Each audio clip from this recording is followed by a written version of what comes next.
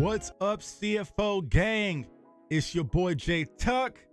Real NFL football fans, stand up. We have made it, y'all. We are here. It is NFL Draft Eve. It's beginning to look a lot like Christmas for a lot of NFL teams out there. I am extremely ecstatic, excited. My emotions are through the roof. Salute to all my fam who's already out there in Las Vegas. They getting the party started without your boy, but do not fret, my friends. I will be in the building tomorrow more than ever, man. So we definitely gonna have a good time. But before we party and celebrate and get to the festivities, we got some work to do. And as y'all saw last year, if you follow my channel, if you don't, what is wrong with you? Hit the subscribe button right there. Right there, smash it. It's free. I promise I will not charge you a dime if you hit that subscribe button right there. Also hit the like while you're at it. It's free as well. But if you follow the channel last year, I did my top 50 board and a lot of people liked it. And I like it for this reason. It gives me the opportunity to check my homework. I've done a lot of work when it comes to the NFL draft, scouting prospects as prospect. We've done mocks. We've had interviews. We brought on players. We've done a lot of talking. But this is where I really just put my work to rest, right? And so it's not like, oh, Tuck, you got to get every pick right. There will be some picks that I get right. There'll be some picks that I get wrong. Last year, Mac Jones was a guy that I got wrong. He kind of slid through my radar because I didn't think if he was to go to Bill Belichick and play in that system. But it is what it is. This is a way for me to validate myself and put my efforts out there. A lot of people do draft talk. They don't want to put it out there. They want to say they was right about this guy, I was right about this guy, and point fingers that this draft scout was wrong about this guy. But they ain't going to put their homework out in public. Me, I stand on what I see, and I'm putting out in the public. So let's go ahead and get to the nitty gritty of my top 50. All right, so here we are coming in at number 50, Jalen Tobert out of South Bama. And if you watch the channel, I did a breakdown on Jalen Tobert, had a tremendous Senior Bowl. I felt like if he was at a bigger school, playing for a bigger team at a bigger conference, his name would be blossoming, right? But he's a small school guy. But I like what I see from Jalen Tobert. I feel like he's going to have impact at the next level. 49, we have Bernard Raymond. He's been kind of tied to Dallas Cowboys. Now, I will say this. He is a project, and he has some upside, but it's going to take a lot of work to get there, and it's a little too rich at 24 for my blood to pull Bernard Raymond, so he's coming at 49. I'm not going to go through each individual prospect because y'all can read. I'm just going to hit on the high points right now. 47, Greg Dolce, tight end out of UCLA. He is my tight end number 2 on my board because y'all know who my number 1 is. Y'all know who my boo thing is, right? But I feel like Greg Dolce is going to have a tremendous NFL career. I feel like he can stretch the field at all 3 levels. And in the right system, he can definitely be that guy. So he is definitely going to be a fantasy sleeper that a lot of people who play fantasy is going to be looking at. Let's get to 45. Now, here's what I'll say. Top 100s, and salute to our guy, Professor O. He dropped this top 100 board. I'll post this link as well to read his article. But I just do top 50 because top 100 gets too little bit, too much. But these quarterbacks, man, they're taking up some of my spaces. And I'll say this, I really am not a fan of a lot of these quarterbacks in this year's class, but there are going to be some who's going to have impact. Malik Willis out of Liberty. I know he's been tied to the Saints, also possibly the Steelers. Now, possibly the Giants could be in the quarterback market, possibly Atlanta, and also the Panthers. So we shall see. So if he gets in the right system, I feel like he has enough to be a decent quarterback, but I wouldn't expect a massive impact from any of these quarterbacks year long. That's just me. Running backs, number 44, Kenneth Walker, running back out of Michigan State. Tremendous running back, Big Ten guy, hard runner. I feel like he's going to be one of the top 2 running backs out of this year's class, and we'll talk about the other guy coming here soon. Kenny Pickett, I have him at 41. Once again, I feel like if he's in the right system, he can evolve, but he's not going to have instant impact anytime soon. You know, I don't think people are going to be buying Kenny Pickett jerseys. He's going to be a all-pro, type of player his rookie or probably sophomore year. He's probably going to have to work his way up, and maybe 3 years to 4 years down the road, we can see Kenny Pickett evolve. All right, let's get to the number 40, Breece Hall. Breece Hall is my number 1 running back on my board. Breece Hall from Iowa State. He's also from Wichita. So whenever you're from my hometown in Wichita, Kansas, you definitely get some perks, man, even though he went to one of the ops, Northwest. We don't really mess with Northwest like that, but West High, salute to Breece Hall. He's number one, tremendous explosiveness in his game. He's shifty. He can do a lot of things, and he's definitely someone you got to look out at the next level. 39. I know this is a fan favorite, especially with a lot of Cowboys fans, George Pickens.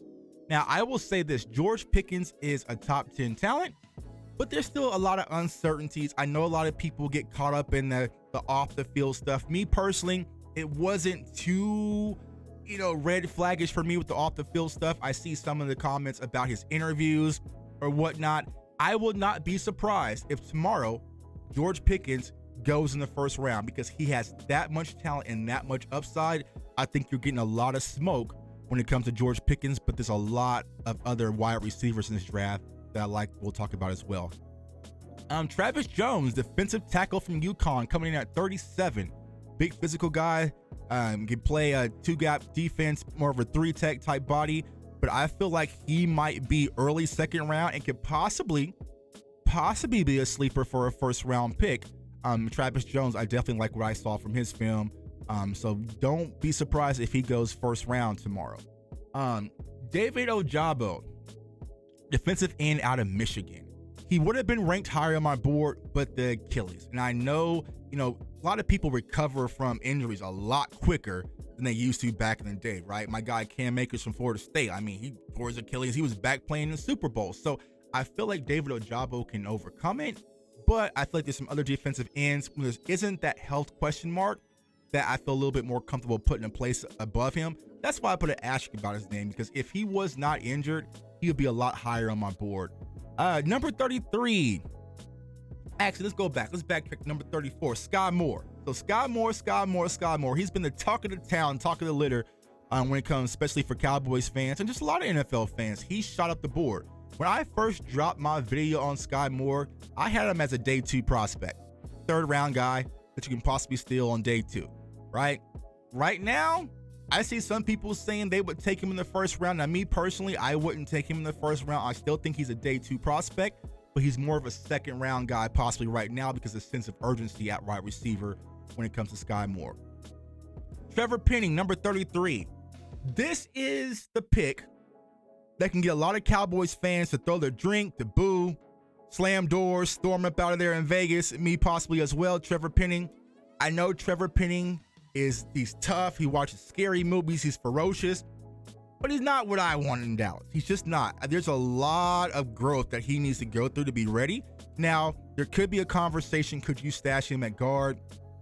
Maybe. He is going to be a tackle at the NFL level.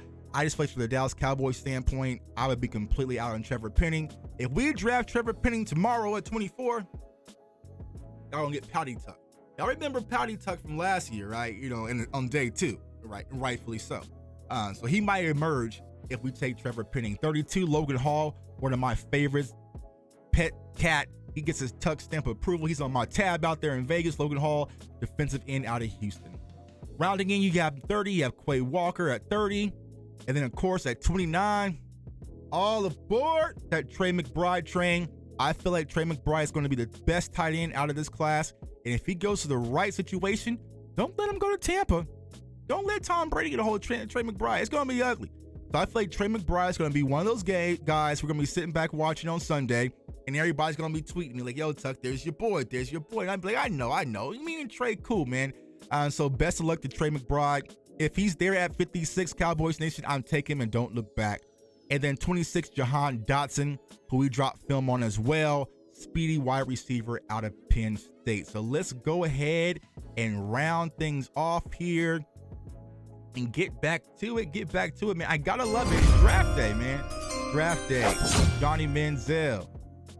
5 weeks later, how am I the man still?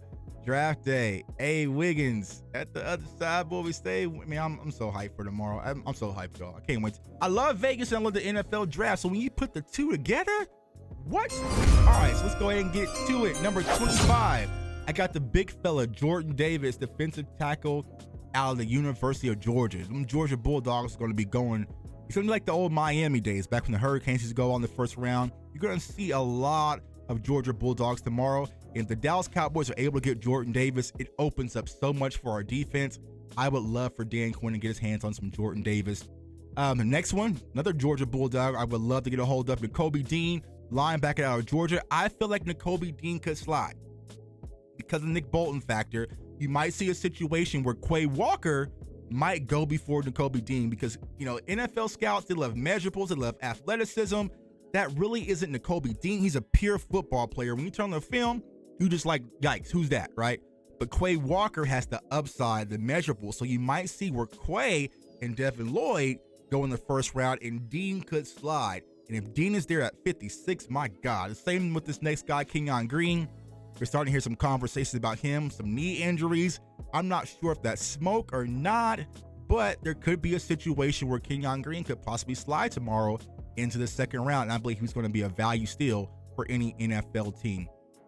Number 20, we got Dax Hill, safety out of Michigan. He is my number 2 safety on the board, but I feel like he's the most versatile, right? He can play up top, he can play corner, he can do it all over the field. He is a playmaker at the next level, and we're definitely going to see a lot of Dax Hill impact on Sundays.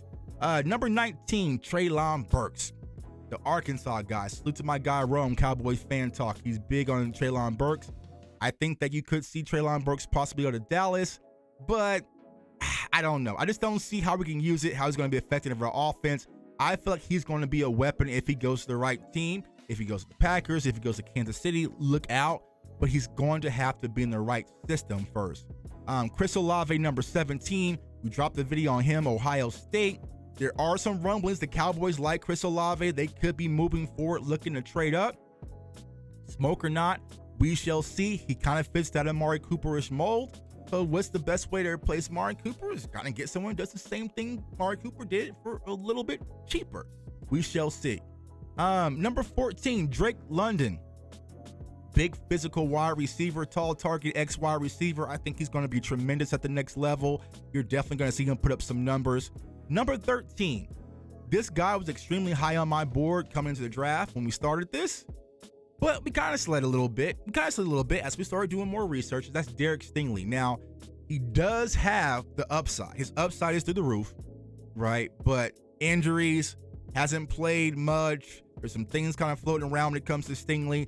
I couldn't put him as the number 1 corner on my board, but he's definitely up there. Number 12, my guy, my Noel, Jermaine Johnson out of the University of Florida State.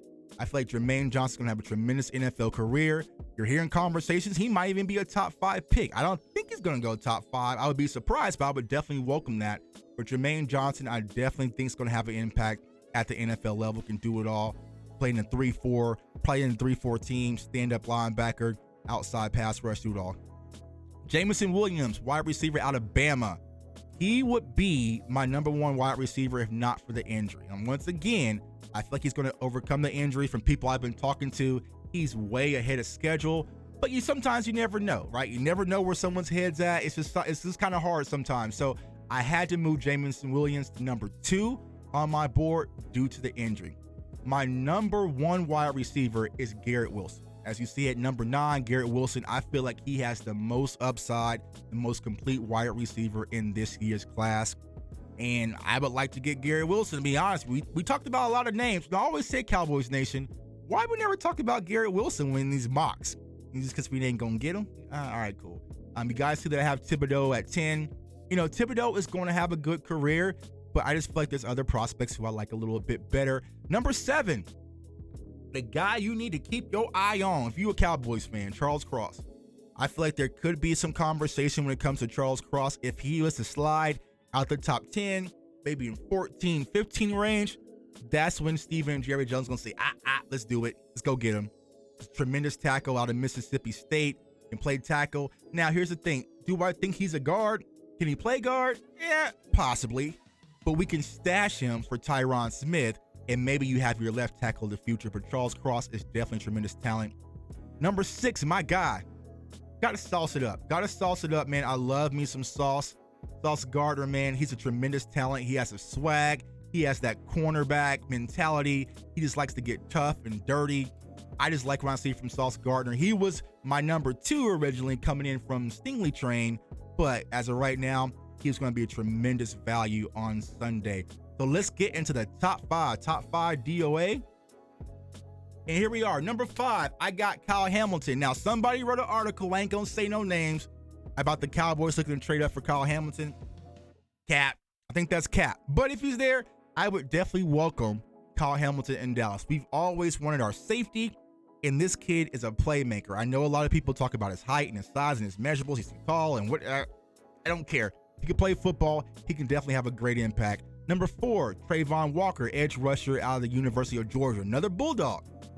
You're hearing conversations about him possibly could be the number 1 pick, right, through the Jaguars. And I would not be opposed to that. Now, I think I would go another route if I'm the Jaguars, which you guys can clearly see. But if they take Trayvon Walker, he's definitely going to be extreme talent at the next level. Number 3, Evan Neal, tackle out of Bama. Tremendous tackle. Oh, man, I love Evan Neal. We ain't getting him. So it's like, all right, you know what I'm saying? Like, it's one of those things, like, you kind of look at the girl you ain't going to never holler at or get anyway. But it's kind of nice to look at her for a little bit. That's Evan Neal. Tremendous talent. Big, physical, bruiser, can move. He's going to be a specimen and a problem for NFL teams for years to come. Number 2, Aiden Hutchinson, defensive end out of Michigan. I feel like he's the most simplistic, easy pick that the Jaguars could make, to be honest with you, over Trayvon Walker, because I feel like Aiden Hutchinson's probably going to get you about 6 to 7 sacks. He's not going to beat on Micah, but ain't nobody going to beat on Micah. You know what I'm saying? I feel like Aiden Hutchinson can give you about 6 to 6 sacks out the gate his rookie year, kind of give you a Chase Young type impact. And, you know, there's tremendous upside when it comes to Hutchinson because he has a great motor. And my number 1 prospect, Ikem Ekwonu, tackle out of NC State. Y'all, goddamn it.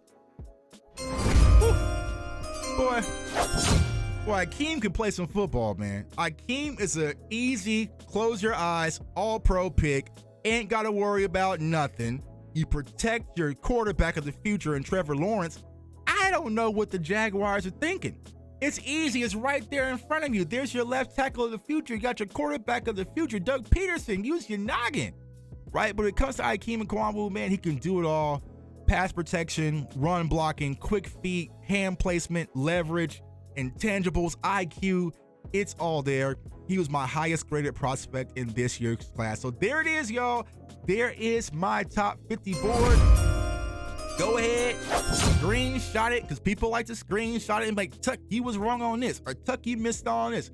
Go ahead, comment below. Let me know what your thoughts are. Did I miss some prospects? Would you have changed some things? It just is what it is. But y'all, it's pencils down. I done my work. We've done our work. Tomorrow we sit back and we enjoy the NFL draft. I will be live out there in Las Vegas, and tune into this channel so I'm gonna give everyone a behind the scenes view. Your boy is official now. I'm gonna be out there interviewing prospects. I'm gonna be in the green room. I'm gonna be on the red carpet. I am going to be everywhere, and you do not want to miss out. So that is why you have to tune in and hit that subscribe button, man. It's your boy J Tuck. Everyone who's traveling to the draft, I want everyone to have safe travels. Be safe and smart out there. I can't wait to meet all my Cowboys fam, and this is my NFL fam in general, because a lot of people who I do shows and content with, I haven't seen before. I can't wait to see y'all, but we're going to have a good time. Hopefully the Cowboys make a smart pick, and we shall see. It's your boy J Tuck. I want everyone to stay safe, stay blessed, stay encouraged. And the pick for Dallas Cowboys 2022 NFL Draft at number 24 will be... we shall see. Peace.